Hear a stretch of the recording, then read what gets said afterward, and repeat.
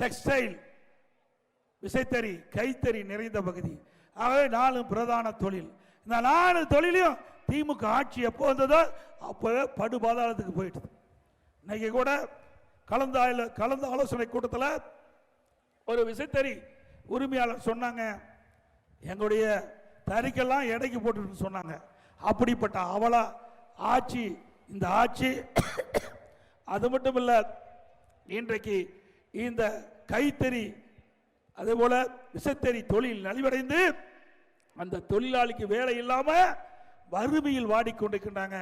இந்த வறுமையில் வாடுகின்ற தொழிலாளிகளை பணத்தாசை காட்டி அவருடைய கிட்னி முறைகேடாக எடுத்திருக்கிறாங்க. இந்த புகார் அரசாங்கத்துக்கு போகுது.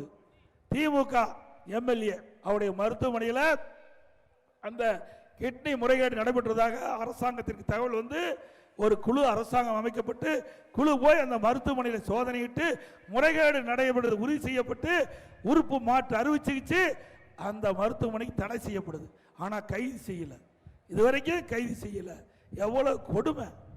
ஒரு வறுமை, அந்த வறுமை மையப்படுத்தி ஏழைகளை உடைய உடல் உறுப்புகளை திருடுவது எந்த அளவு நியாயம் என்பதை நாம் எண்ணி பார்க்க வேண்டும். அது மட்டுமல்ல, பள்ளிப்பாளையத்தில் இதே மாதிரி ஒரு பெண்மணிக்கு வறுமையை பயன்படுத்தி பணத்தாசை காட்டி கிட்னி எடுக்குன்னு சொல்லிட்டு அழைச்சிட்டு போய் கல்லீரல் எடுத்துட்டாங்க. கிட்னிக்கு பதிலாக கல்லீரல் எடுத்துட்டாங்க. இப்படிப்பட்ட அவல ஆட்சி தொடர வேண்டுமா? சொல்லுங்க, நீங்களே சொல்ல வேண்டியதான்.